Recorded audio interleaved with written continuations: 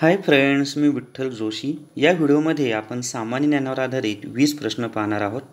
तत्पूर्वी तुम्ही जर विठ्ठल जोशी माझं चॅनल सबस्क्राईब केलं नसेल तर या व्हिडिओच्या खाली लाल कलरमध्ये असलेलं सबस्क्राईब हे बटन टच करा, म्हणजे विठ्ठल जोशी माझं चॅनल सबस्क्राईब होईल आणि माझे नवीन येणारे इतर व्हिडिओ तुम्हाला पाहता येतील. तसेच सामान्य ज्ञान या घटकाचा अभ्यास करण्यासाठी स्क्रीनवर दिसत असलेले विठ्ठल जोशी सरांचे जनरल नॉलेज तलाशाचा घटक भाग 1, स्पर्धा परीक्षा इतिहास, स्पर्धा परीक्षा भूगोल ही पुस्तकं तुम्ही विकत घ्या. सर्व स्पर्धा परीक्षांसाठी तुम्हाला निश्चित फायदा होईल. आणि ही पुस्तकं जर तुम्हाला विकत घ्यायची असतील तर मी दिलेल्या मोबाईल नंबरवर माझ्याशी संपर्क करा. तुम्हाला घरपोच ही पुस्तकं मिळून जातील. चला तर मग या व्हिडिओमधला पहिला प्रश्न पाहूयात. तर पहिला प्रश्न आहे, भारतामध्ये आर्थिक नियोजन केव्हापासून सुरू झाले? तर भारतामध्ये आर्थिक नियोजन 1 एप्रिल 1951 पासून सुरू झाले. भारतामध्ये आर्थिक नियोजन 1 एप्रिल 1951 पासून सुरू झाले. डॉक्टर बाबासाहेब आंबेडकरांनी धर्मांतरांचा निर्णय कोठे जाहीर केला? तर डॉक्टर बाबासाहेब आंबेडकरांनी धर्मांतराचा निर्णय येवले या ठिकाणी जाहीर केला. डॉक्टर बाबासाहेब आंबेडकरांनी धर्मांतराचा निर्णय येवले या ठिकाणी जाहीर केला. येवले हे नाशिक जिल्ह्यामध्ये येतं. त्यानंतर आणि पितांबरसाठी प्रसिद्ध आहे, ते पैठणीसाठी पण प्रसिद्ध आहे. पैठणसुद्धा पैठणीसाठी प्रसिद्ध आहे आणि येवलेसुद्धा प्रसिद्ध आहे. खालीलपैकी कोणती एक महात्मा फुले यांची साहित्य कृती आहे? तर याच्यामध्ये दिलेल्यापैकी तृतीय रत्न ही महात्मा फुले यांची साहित्य कृती आहे. तृतीय रत्न ही महात्मा फुले यांची साहित्य कृती आहे. भारताचे नियोजन मंडळ डॅश डॅश हे आहे. तर भारताचे नियोजन मंडळ हे एक सल्लागार मंडळ आहे.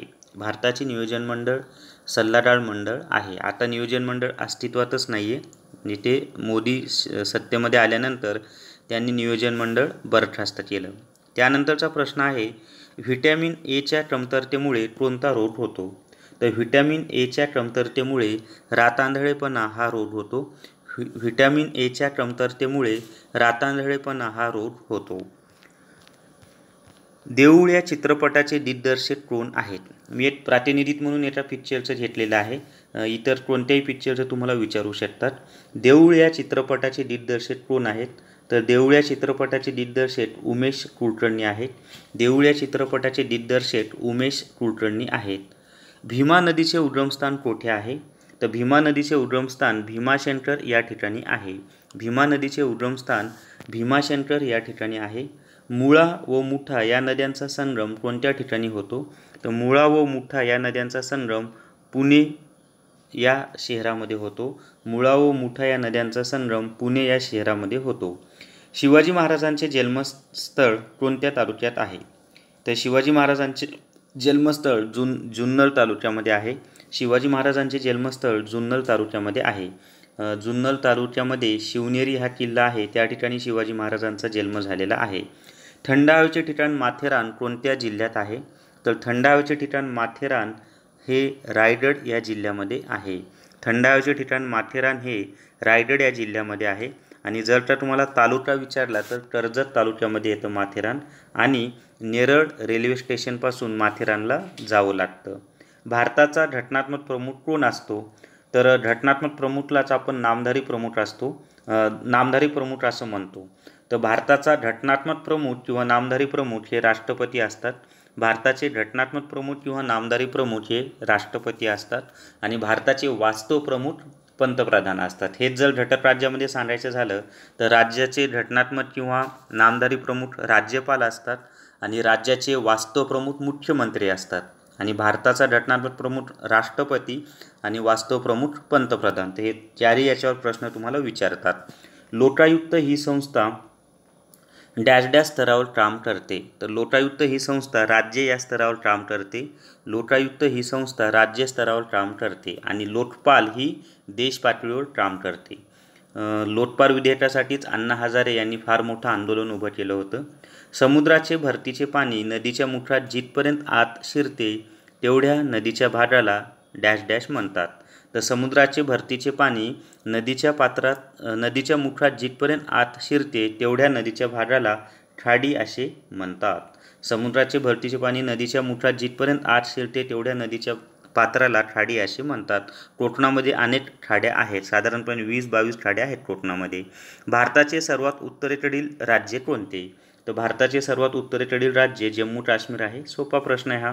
भारताचे सर्वात उत्तरेकडील राज्य जम्मू काश्मीर आहे. पांढरे सोने कशास म्हटले जाते? तर पांढरे सोने कापूस या पिकास म्हटले जाते. पांढरे सोने कापूस या पिकास म्हटले जाते.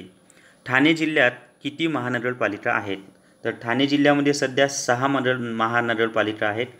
काही पुस्तकांमध्ये जुन्या 7 दिलेला असेल, परंतु पालघर जिल्हा निर्माण झाल्यानंतर वसई विरार ही जी महानगरपालिका होती ती पालघर जिल्ह्यामध्ये गेली. ती आधी ठाण्यामध्ये होती, म्हणून 7मधून 1 गेला, किती राहिले 6. तर ठाणे जिल्ह्यामध्ये सध्या 6 महानगरपालिका आहेत आणि महाराष्ट्रात सर्वात जास्त महानगरपालिका ह्या ठाणे जिल्ह्यातच आहेत. गौतम बुद्ध यांचा जन्म कोठे झाला? तर गौतम बुद्ध यांचा जन्म लुंबिनी या ठिकाणी झालेला आहे. गौतम बुद्ध यांचा जन्म लुंबिनी या ठिकाणी झालेला आहे. महाराष्ट्राची विधानसभा सदस्य संख्या किती आहे? तर महाराष्ट्राची विधानसभा सदस्य संख्या ही 288 आहे. महाराष्ट्राची विधानसभा सदस्य संख्या ही 288 आहे आणि महाराष्ट्राच्या विधान परिषदेची सदस्य संख्या 78 आहे. हे पण लक्षात असू द्या की महाराष्ट्राच्या विधान परिषदेची सदस्य संख्या 78 आहे आणि महाराष्ट्राच्या विधानसभेची सदस्य संख्या 288 आहे. रीडर्स इन हिंदुइझमचे लेखक कोण आहेत? तर रीडर्स इन हिंदुइझम हा ग्रंथ डॉक्टर बाबासाहेब आंबेडकर यांनी लिहिलेला आहे. रीडर्स इन हिंदुइझम हा ग्रंथ डॉक्टर बाबासाहेब आंबेडकर यांनी लिहिलेला आहे. कुसुमाग्रज हे कोणाचे टोपणनाव होते? तर कुसुमाग्रज हे वि.वा. शिरवाडकर यांचे टोपणनाव होते. कुसुमाग्रज हे वि.वा. शिरवाडकर यांचे टोपणनाव होते. तर या व्हिडिओमध्ये आपण सामान्य ज्ञानावर आधारित 20 प्रश्न पाहिलेले आहेत. हा व्हिडिओ तुमच्या मित्रांसोबत, इतर व्हॉट्सअप ग्रुपवर आणि टेलिग्राम चॅनलवर जास्तीत जास्त शेअर करा व विठ्ठल जोशी हे माझं चॅनल सबस्क्राईब करा. Thank you very much.